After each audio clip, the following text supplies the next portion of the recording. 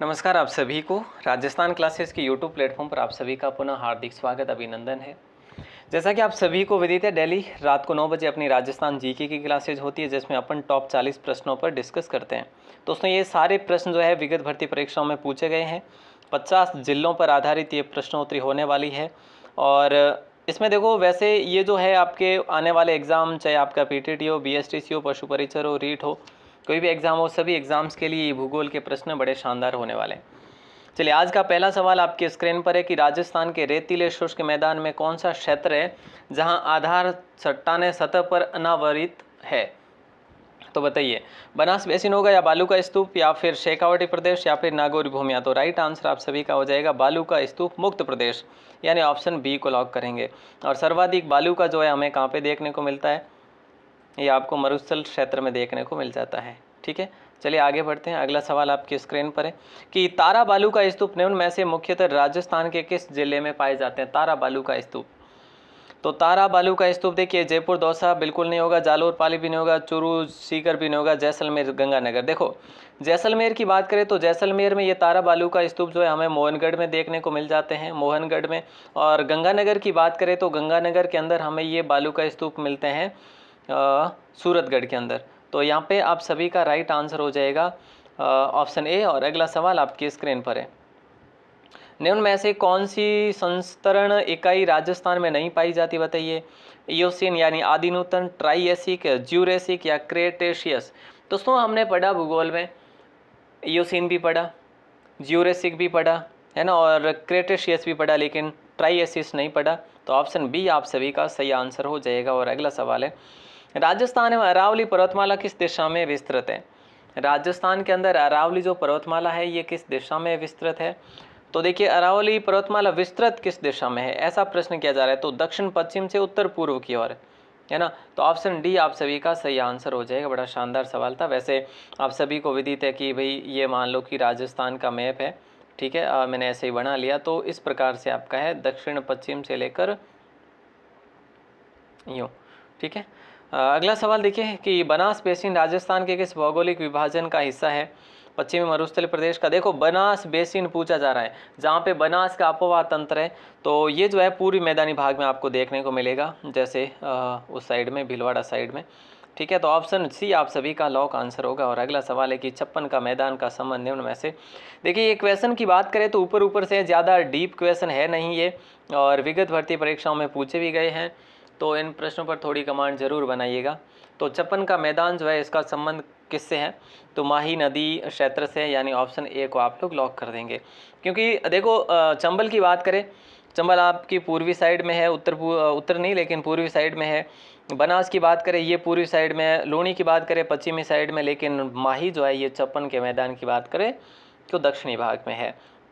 और माही नदी राजस्थान में यू आकार बनाने वाली नदी है, ये आदिवासियों की गंगा जिसे कहते हैं अपन। ठीक है, और अगला सवाल है, राजस्थान में लूणी जवाई बेसिन को अन्य किस नाम से जाना जाता है, बताइए।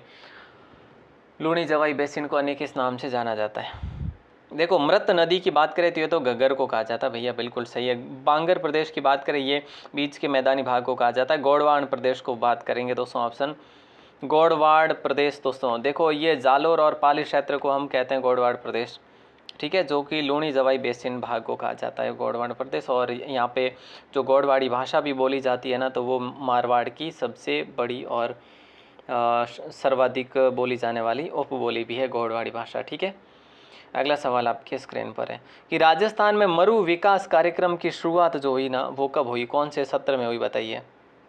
1977-78 को अपन लॉक करेंगे, ऑप्शन सी को। बड़ा लाजवाब सवाल है। और ये जो कार्यक्रम है ना, जैसे कि मेवात क्षेत्र के हो गए है ना, डांग क्षेत्र के हो गए, जैसे कि ये अपने मरु क्षेत्र के हो गए, तो ये जो भी विकास कार्यक्रम है, ये विकास कार्यक्रम बहुत इम्पोर्टेंट है। एग्ज़ाम में सवाल एक आध बन जाता है। राजस्थान के रेतीले शुष्क मैदान और अर्ध शुष्क संक्रमणकालीन मैदानों को कौन सी समवर्षा रेखा अलग करती है। दोस्तों सिर्फ इतनी सी बात आपको याद रखनी है कि जो मरुस्थली भाग है, मरुस्थली भाग जो है अरावली से, या फिर अरावली से पहले तो खैर अर्ध शुष्क हो जाता है मैदान, तो इन दोनों के बीच में कौन सी समवर्षा रेखा अलग करती है, तो ये 25 सेमी वाली करती है भैया, ऑप्शन सी को लॉक कर देंगे। ठीक ठीक है। वैसे मरुस्थल में भी 25 से 50 सेमी तक ही औसतन वार्षिक वर्षा होती है यहाँ की, पता होना चाहिए आपको। अगला सवाल आपकी स्क्रीन पर है, कुंभलगढ़ और गोगुंदा के बीच विस्तृत पठार किस नाम से जाने जाते हैं? कुंभलगढ़ और गोगुंदा के बीच के पठार को भौराट का पठार कहा जाता है दोस्तों। गोगुंदा का पठार उदयपुर में, वैसे आप सभी को पता है। लसाड़िया का पठार भी उदयपुर में, और उड़िया का पठार कहाँ पे, आप लोग कमेंट करके बताओ हमें कि उड़िया का पठार जो है ये कहाँ पे स्थित है। उड़िया का पठार कहाँ पे स्थित है ये आपको कमेंट करके बताना है, जल्दी से बताइएगा क्या होगा राइट आंसर। अगला सवाल है, राजस्थान के किस भाग में हाड़ौती पठार स्थित है? राजस्थान के कौन से भाग में जो है हाड़ौती पठार स्थित है? इससे आसान कोई सवाल आपकी स्क्रीन पर होगा नहीं। बताइए राजस्थान में किस भाग में हाड़ौती पठार है? तो ये आपके हाड़ौती पठार पूछा जा रहा है दोस्तों, तो दक्षिण पूर्व को लॉक कर दें हम। हाँ सर करेंगे ही। हाड़ौती पठार की बात करें, क्या बात हो गई, हाँ हाड़ौती पठार की बात करें दोस्तों तो यहाँ पे लावा पठार का भी हमें देखने को मिलता है अवशेष, तो ये भी बात याद रखेंगे। हाड़ौती पठार में अपने राजस्थान के 4 जिले सम्मिलित है। अगला सवाल, कौन सा जो है स्थलाकृति अवस्थी सही सुमेलित नहीं है, बताओ। देखो साहब बात ऐसी है, भौराट पठार जो है ना ये कुंभलगढ़ से गोगुंदा के बीच में है। भाकर जो है ना ये पूर्वी सिरोही में ऊबड़ खाबड़ पहाड़ियों को भाकर कहा जाता है। रामगढ़ पहाड़ी की बात करें राजसमंद में नहीं है। गिरवा पहाड़ी की बात करें, ये भी एक तस्तुरी नुमा जो है आकृति है जिसे गिरवा कहा जाता है, और ये गिरवा पहाड़ी जो है ये उदयपुर में। लेकिन जब बात करें रामगढ़ पहाड़ी की तो रामगढ़ पहाड़ी आपके 12 जिले में स्थित है, और 12 जिला आपको पता है कि हाड़ौती क्षेत्र के अंतर्गत आता है। तो ऐसा भी सवाल किया जा सकता है कि भाई ये अरावली के संदर्भ में है या फिर अलग है, तो फिर जाहिर सी बात है अलग है, अरावली से संबंधित तो नहीं है। राजस्थान में निम्नलिखित में से कौन सा एक बालू का स्तूप का प्रकार नहीं है? दोस्तों बालू का स्तूप बरखान बालू का स्तूप है राजस्थान में, सीप बालू का स्तूप भी है ना, पैराबोलिक भी है, लेकिन थली नाम से बालू का स्तूप हमने नहीं पढ़ा। थली क्षेत्र जरूर है, जैसे कि किस क्षेत्र को कहा जाता है, बीकानेर के क्षेत्र को कहा जाता है, लेकिन ये कोई बालू का स्तूप की श्रेणी में है नहीं। अगला क्वेश्चन आपकी स्क्रीन पर है, पूछा जा रहा है कि घग्गर का मैदान स्थित है। दोस्तों देखिए घग्गर का मैदान वैसे आप सभी को विदित है, घग्गर नदी से बना है। घग्गर एक प्राचीन नदी है जिसे सरस्वती की हम बात करें तो सरस्वती नदी की सहायक नदी माना जाता है। ये गंगानगर और हनुमानगढ़ जिलों में प्रवाहित होती है, आगे पाकिस्तान तक जाती है। पाकिस्तान में इसका नाम जो है हाकरा के नाम से जाना जाता है, हालांकि ये पहुँचती नहीं है, अगर वहाँ चली जाती है तो इसका नाम हाकरा है। बाकी घग्गर के पाट को दोस्तों नाली कहा जाता है, और उसी नाली क्षेत्र में नाली नस्ल की भेड़ें भी पाई जाती है वहाँ पे, तो ये बातें भी आपको याद रखनी है। अगला सवाल आपकी स्क्रीन पर, वैसे इस नदी को मृत नदी भी कहा जाता है, ये भी आपको ध्यान रखनी है बातें। अगला सवाल, विंध्यन कगार भूमियाँ हिस्सा है, किसकी हिस्सा है दोस्तों विंध्यन कगार भूमियाँ? तो दक्षिणी पूर्वी राजस्थान पठार का कर लें क्या, ऑप्शन सी को लॉक कर देते अपन, बिल्कुल अच्छा सवाल था आपका।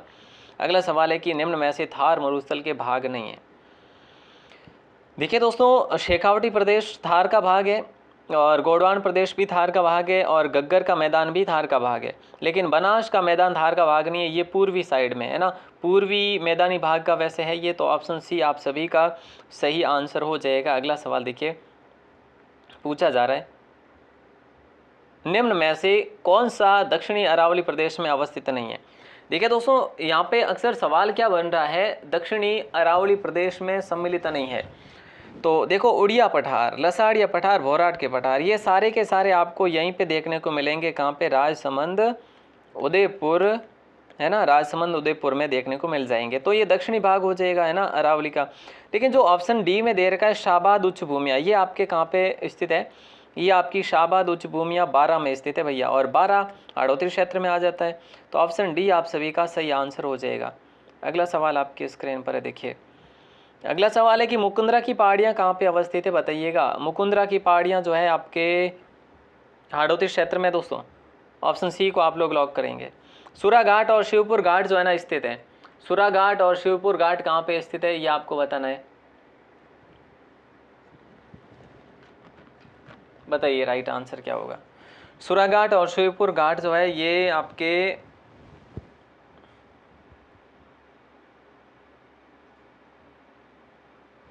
ऑप्शन बी को लॉक कर देंगे, ये मध्य अरावली क्षेत्र में है। और मध्य अरावली देखो वैसे आपको ये विदित होना चाहिए कि अरावली को 2 भागों में बांटा गया है, एक तो उत्तरी पूर्वी अरावली भाग, एक मध्य अरावली भाग, और तीसरा जो आपका दक्षिणी भाग है ना, दक्षिणी अरावली भाग। तो ये 3 क्षेत्रों में अरावली को बांटा गया है, ये बातें आपको याद रखनी है। और अगला सवाल है कि छप्पन मैदान कहाँ अवस्थित है। तो छप्पन का मैदान माही बेसिन का भाग है, छप्पन का मैदान, ठीक है। और वैसे छप्पन की पहाड़ियाँ जो है ये बालोतरा साइड में, और छप्पन के मैदान जो है प्रतापगढ़ और नीचे की ओर है बांसवाड़ा साइड में, ठीक है। तो ये बातें आपको याद रखनी है। अगला सवाल है कि जैसलमेर में किस प्रकार के बालू का स्तूप पाए जाते हैं। देखिए दोस्तों, जैसलमेर के अंदर किस प्रकार के बालू का स्तूप पाए जाते हैं। तो बरखान करें या अनुदैर्ध्य करें, बताइए। आप कहेंगे सर इसमें तो हम करेंगे अनुदैर्ध्य, यानी ऑप्शन बी को लॉक कर देंगे। अगला सवाल आपकी स्क्रीन पर है, राजस्थान के किस प्रदेश में बीहड़ मिलते हैं।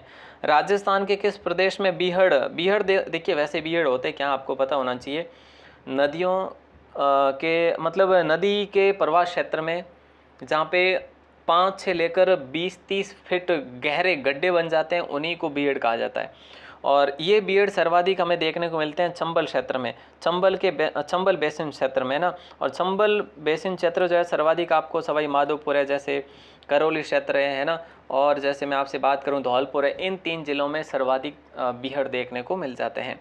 अगला सवाल देखिए, अगला सवाल आपके स्क्रीन पर है कि राजस्थान का पूर्वी मैदानी भाग राजस्थान राज्य के कुल भौगोलिक क्षेत्रफल का लगभग कितने प्रतिशत धारित करता है।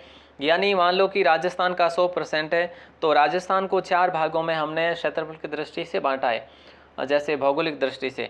तो ये जो हम बात करें पूर्वी मैदानी भाग, तो पूर्वी मैदानी भाग अकेला कितना क्षेत्रफल लेके बैठा है, तो ये 23% ये कटौती कर लेता। मान लो 61% जो है मरुस्थली भाग है, इस प्रकार से 9% है, और है ना, और 27% है। अगला क्वेश्चन है, राजस्थान के कुल भौगोलिक क्षेत्रफल का लगभग कितना प्रतिशत पश्चिमी मरुस्थल भाग आता है। तो जाहिर सी बात है ऑप्शन ए को अपन ने लॉक कर दिया। अगला सवाल आपकी स्क्रीन, ऑप्शन ए क्या, इसमें एग्जैक्ट की बात करें तो परफेक्ट जो आपका डेटा है 61.1% होगा, ठीक है। ऑप्शन बी आपका लॉक आंसर होगा। हालांकि ऐसा इतना जो है पूछा नहीं जाएगा, आपको सिर्फ 61% को लेकर ही पूछा जा सकता है। अगला सवाल है कि निम्न में से कौन सा एक सुमिलित नहीं है, बताइए। तो देखिए दोस्तों, लूणी जवाई बेसिन गोंडवाना प्रदेश कहलाता है, चंबल बेसिन उत्कात भूमि या फिर इसे बीहड़ भूमि भी कह सकते हैं, ठीक है। और माही बेसिन की बात करें छप्पन मैदान कहा जाता, बनास बेसिन को गोंडवाना प्रदेश नहीं कहा जाता, ठीक है। तो यहाँ पे ये जो आपका राइट आंसर होगा, बनास बेसिन जो है ये आपका पूर्वी क्षेत्र है, तो मैदानी क्षेत्र हो जाएगा। तो हमने ऑप्शन डी को चुना है जो असुमिलित था।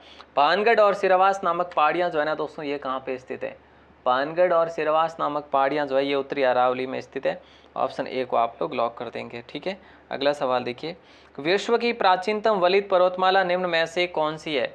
विश्व की प्राचीन वलित पर्वतमाला दोस्तों, ऐसा प्रश्न किया जा रहा है। वर्तमान की दृष्टि से अगर देखा जाए तो अवशिष्ट है, ठीक है। और प्राचीनतम वलित पर्वतमाला की बात करें तो ये अभी आपकी है अरावली, जो कि बहुत ऊंचाई पर हुआ करती थी, लेकिन धीरे धीरे जो है ये इसका अपर्दन हो चुका है। अगला सवाल देखिए, विश्व की प्राचीनतम वलित पर्वतमाला जो है निम्न में से वो अरावली हो जाएगा।